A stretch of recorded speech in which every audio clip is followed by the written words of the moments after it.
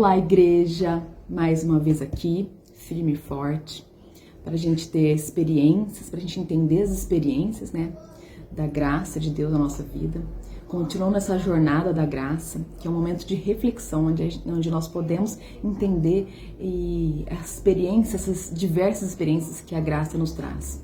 Nós falamos sobre a graça que o busca, nós entendemos que em um momento da nossa vida nós temos a necessidade de Deus, aquele vazio, Deus nos chama, Deus nos alcança. Nós falamos sobre a graça salvadora, que fala sobre a expiação de Jesus, o porquê Ele morreu, a necessidade que nós tínhamos disso, e hoje nós vamos falar sobre a graça santificadora, aquela que nos faz santificarmos, buscarmos a Deus, buscarmos ser parecidos com Jesus Cristo. E isso só é possível através do Espírito Santo de Deus na nossa vida. Esse é mais um efeito, né? Mais uma experiência da graça de Deus. Isso acontece um em seguida do outro, essas experiências uma em seguida do outro. Eu mesmo tive uma experiência muito boa quando me converti. Há 20 anos, mais de 20 anos atrás, eu tive grandes mestres nesse sentido, que foram o pastor Marco e Dona Wanda, que pregavam sobre uma santidade que pra gente foi muito boa. Talvez hoje seja, nossa, meu Deus, eles pregavam uma santidade acirrada, foi muito boa. Porque quando nós nos convertemos, nós somos realmente bebezinhos espirituais, precisamos de comida, de entendimento. E talvez se fosse tão assim, tão aberto, talvez eu não estivesse aqui hoje para falar com vocês. Eu não tivesse entendido que eu precisava de mudanças. Então foi muito importante para mim estar numa igreja onde pregavam a santidade de uma forma até rígida, e isso fez com que eu ficasse firme até hoje. As coisas mudam, nós amadurecemos, mas nós precisamos de comidinha específica para uma criança, um recém-nascido mesmo, que nós nascemos de novo. Hoje eu tenho 20 anos, um pouquinho mais de 20 anos, 21 ou 2, preciso fazer as contas direito, de cristianismo. Então eu já sou um pouquinho mais do que adolescente. Mas eu vejo quanto crescimento eu tive. Quando nós entregamos nossa vida ao Senhor, nós começamos uma jornada mesmo de entendimento, de amadurecimento, e é muito importante. É muito importante que nós entendamos que nós precisamos buscar uma vida santa. Por que nós precisamos buscar uma vida santa? Porque nós já nascemos com uma tendência ao pecado. Pensa que desde criancinha nós já temos tendência ao egoísmo, nós não gostamos de dividir as nossas coisas, nós não gostamos de dividir a nossa mamãe, nós já temos tendência ao nosso eu, a buscar tudo pra gente. E essa tendência faz com que a gente vai crescendo e vai buscando cada vez mais o nosso eu. Tudo é pra mim. Você não consegue olhar e colocar Deus no seu devido lugar, nem as pessoas no lugar que elas precisam ter na sua vida. É tudo pra si. Até as coisas boas que você faz, eu falei no vídeo passado, é tudo pro eu, pra minha glória, para que eu seja melhor. Nós temos essa tendência ao egoísmo, temos muito mesmo. E nós vamos aperfeiçoando isso, esse pecado dentro de nós. E quando nós nos convertemos, o Espírito Santo vem para cortar isso, para fazer com que dentro da sua vida Deus seja o centro e não você. E as pessoas sejam também o seu segundo amor. E é realmente, e tem que ser isso. Se você tem ainda, se dentro de você, você se considera convertido e ainda tem dentro de você tendência ao egoísmo, a colocar a sua vida no centro, reveja alguns conceitos, porque é preciso que Deus esteja no centro. Eu sei que isso vai acontecer muitas vezes nós colocamos nosso eu, nós queremos coisas para nós queremos ser reconhecidos pelos nossos talentos e muitas coisas, nós temos isso.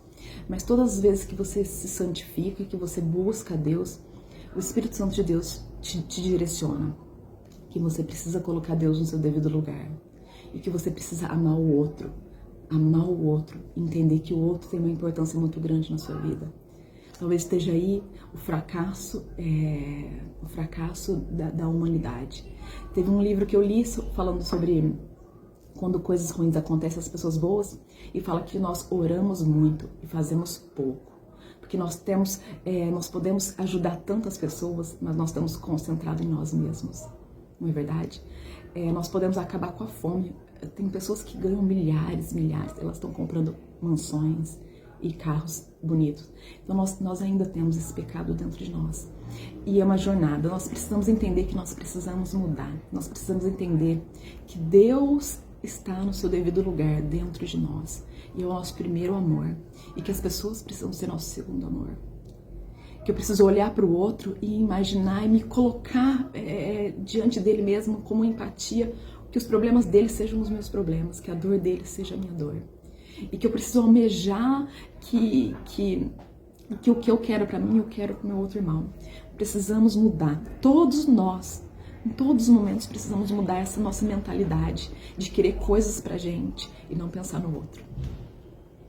Santidade. Santidade, essa experiência com a graça, o Espírito Santo de Deus vai trazendo na nossa vida todos os dias. Vai nos moldando, vai nos preparando para sermos uma pessoa melhor. Eu tive experiência, foi muito boa na minha vida, com o meu comecinho, né, da minha jornada com Deus. E junto com o pastor Marco e a dona Wanda, me trouxe uma base muito boa mesmo. Só que claro que nós vamos mudando conforme nós vamos amadurecendo, nós vamos entendendo que tem coisas que talvez não reflita, não seja um pecado que me atrapalhe a minha vida com Deus. E eu entendi isso conforme vai passando. Por exemplo, eu tenho tatuagens e eu percebi que isso não me afasta de Deus. Só que eu também percebi, após eu ter feito a tatuagem, de que é uma vaidade desnecessária. E que talvez seja uma vaidade que não contribui para nada. Mas não que isso atrapalhe o meu relacionamento com Deus. Eu tenho um relacionamento com Deus. E Deus vai me direcionando de que tem coisas que eu faço para mim mesmo. Talvez o mesmo fazer uma tatuagem, talvez seja a mesma coisa de comprar um carro, sei lá de quantos mil, e trocar o meu carro, que tem um efeito da mesma coisa. Um Fusca, pode me levar a qualquer lugar. Um carro bom, sei lá, um carro popular, que possa me levar para viajar, e um outro carro me leva ao mesmo lugar. Mas nós temos essa vaidade dentro de nós. E isso precisa também ser trabalhado. Então, a tatuagem, o carro, a mansão e outras coisas têm o mesmo peso. Elas nos trazem uma vaidade, mas que não necessariamente me afasta do meu relacionamento com Deus. E há pecados que afastam o meu relacionamento com Deus, me afasta de Deus. E você precisa, com maturidade, você vai entendendo isso, que há pecados que te afastam de Deus totalmente, e que há pecados que é pecado da mesma forma, mas que talvez não te afastam tanto de Deus. Entenda isso. Outra coisa que eu queria falar muito, e eu fico presa ao tempo, porque eu tenho dificuldade depois de converter esse áudio e passar de converter esse vídeo e passar para as pessoas, então eu não quero me alongar muito. Mas eu queria muito falar para a igreja que a santidade de Deus, essa experiência com a santidade de Deus, ela visa com que a igreja, com que os convertidos, ele olhem pelos outros. Olhe, tenha um olhar para o outro. Eu fico imaginando que se Jesus viesse hoje como o Messias, com quem será que ele iria andar, né?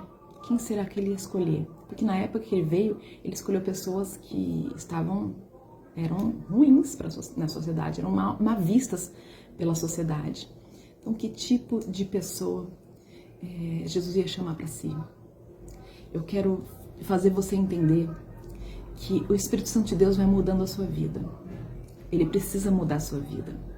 Ele precisa te fazer parecer com Jesus. E isso implica olhar para o outro e amar. Olhar para o outro sem julgamento. Nós julgamos muito.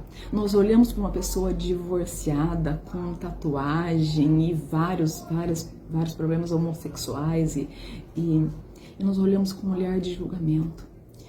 E você precisa saber, nós precisamos saber que o nosso olhar não é o olhar de Deus.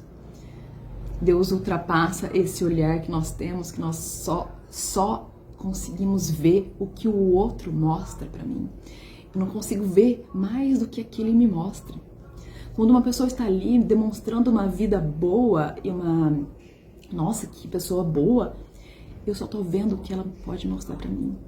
O que ela vive dentro dela Só Deus sabe. Você só vê de mim o que eu quero que você veja a meu respeito. Não é verdade? Mas Deus vê tudo de mim. Quando Deus nos chama, Ele enxerga tudo de nós. Tudo, tudo. E Ele quer transformar esse tudo. Olhe para as pessoas à sua volta, todas elas. Imagina que Deus as ama da mesma forma que te ama. Da mesma maneira. E que os olhos que você vê essa pessoa, não é os olhos que Deus vê essa pessoa. Então nós precisamos entender a necessidade do jovem. Nós precisamos entender a necessidade daquele que se separou. Nós precisamos entender a necessidade de um adúltero. Nós precisamos entender a necessidade de uma pessoa que tem vícios. Nós precisamos entender a necessidade de uma pessoa que tem depressão. Nós precisamos entender e ser um canal de bênção, ser a carta viva. Você foi chamado para ser diferente. Você foi chamado para levar as boas novas. É isso que a graça faz, ela te modifica. A graça santificadora te faz olhar para o outro e enxergar amor. Você não olha mais com um olhar de julgamento, porque isso não vai te mudar nada. Você olha com um olhar de amor, que essa pessoa ela é igualzinha a você. Eu vou além disso. Olhe para dentro de você e reconheça aquilo que precisa ser mudado. Talvez por você mesmo você não consiga fazer isso, mas o Espírito Santo de Deus vai te ajudar. Essa é a experiência da santificação. O Espírito Santo te revela, ele te ajuda naquilo que você precisa melhorar dia após dia, como esposa, como filha, como membro de uma igreja. O Espírito Santo te ajuda a ser uma pessoa melhor, todos os dias, não para sua honra e para sua glória, mas para a honra e para a glória dele. O mundo aí prega um antropocentrismo, em que o homem está no centro de todas as coisas, que o homem tem que ser feliz, tem que ter paixões, tem que desfrutar das belezas desse mundo. Eu te falo que Deus precisa estar no centro de todas as coisas para você desfrutar do melhor aqui na Terra, o melhor aqui na Terra, de um relacionamento sadio com Deus, de um relacionamento bom, sabe, que uma consciência tranquila, um amor sobrenatural. Se Jesus estiver no centro da sua vida, você vai se transformar no melhor, uma pessoa santificada, uma pessoa transformada. Não há inveja que prevaleça, não há ciúmes que prevaleça. Você olha para o outro e consegue analisar o melhor. É tão bom quando alguma pessoa fala para você assim, ó, nossa, Josi, você, que legal, você consegue observar o melhor do próximo. Você não fica focalizando nas piores coisas, mas na qualidade. Isso é muito importante. Olha a qualidade de cada um. Não foca os defeitos do outro, foca a qualidade. Sabe por quê? Porque o Espírito Santo de Deus está tentando focar, e quando ele te chamou, ele focou na sua qualidade. Ele focou naquilo que poderia dar algum fruto, sem você merecer. Não há nada que você fez, lembra, para chegar diante de Deus. Não há nada que você faça. Né? E nós precisamos entender isso. Mesmo, meu irmão, minha irmã, mesmo se alguma coisa aconteça na sua vida que te tire o melhor, que te tire como tirou da minha vida o meu marido, que possa tirar um membro da sua vida, não há nada que você faça que vá mudar isso. Talvez você perde a sua filha hoje, a sua irmã, o seu pai, a sua mãe, e passa por desgostos e olha para Deus e fala assim, Deus, eu não admito isso, eu não vou te adorar mais. Deus não precisa de você. Ele se deu a você, ele não precisa ser melhor, bom para você, ele não precisa. Você que precisa ser bom para ele. Você que precisa ser uma pessoa melhor, porque ele já é. A Bíblia fala que eu sou, ele é.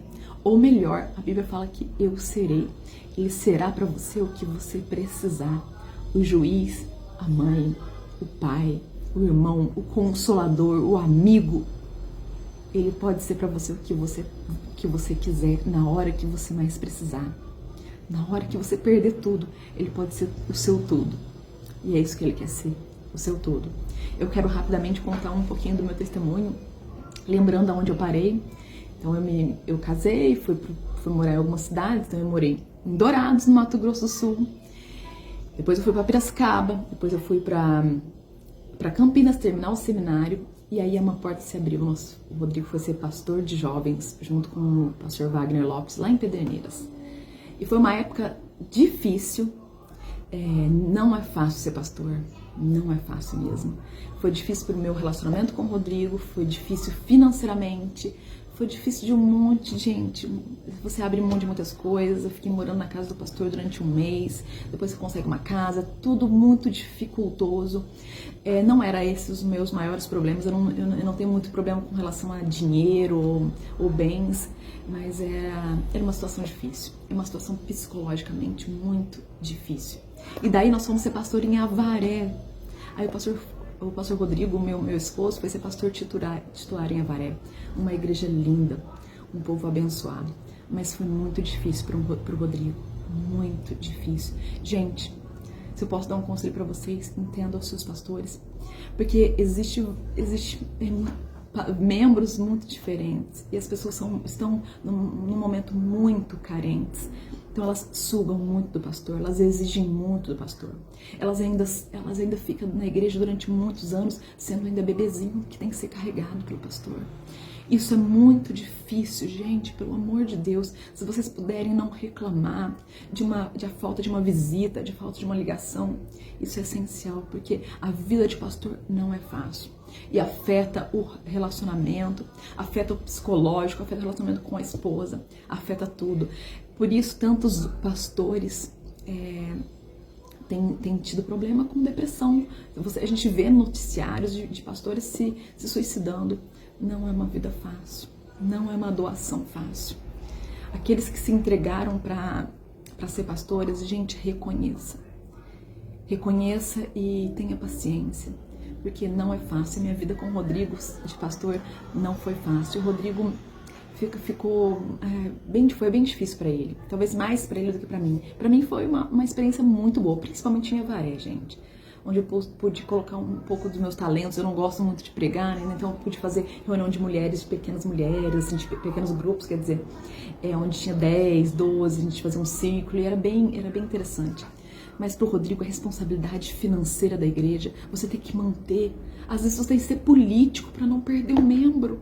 Porque se você perder aquele membro que te ajuda financeiramente, acabou. Isso, por um pastor, é muito difícil, gente. Porque você quer ser você e não consegue. Então é complicado. Foi uma vida muito complicada. E o Rodrigo, infelizmente, depois de 2 anos sendo pastor auxiliar, pastor de jovens, Pederneiras, e mais 2 anos em Avaré, 4 anos de pastoreado, mais 2 anos em Avaré de realmente pastor titular, ele não aguentou e quis abrir mão desse ministério. Ele falou: Josi, eu acho que não é pra mim. Tá muito difícil pra mim, eu quero ir para Ribeirão Preto, eu quero montar o meu laboratório, eu quero talvez ser professor de teologia, mas é muito complicado. Que dó, né, gente? Que dó. Porque talvez não seja... Talvez o ministério dele não seja ser exatamente pastor, mas ele era um ótimo pregador. Um ótimo pregador. E aí Deus também vai amadurecendo e você vai percebendo qual é o teu devido lugar dentro da igreja. Que alguns realmente gostam do pastoreio, e alguns de pregação, e outros de outras coisas. Mas reconheça. Julgue menos, ame mais, principalmente o seu pastor. Gente, eu vou acabar por aqui e semana que vem eu volto com o restante do meu testemunho e talvez um momento mais impactante, que da onde eu queria chegar, que é sobre a vida do Rodrigo, quando ele ficou doente, e o que Deus me falou. Tá bom? Um beijo, Deus abençoe muito a sua vida de vocês.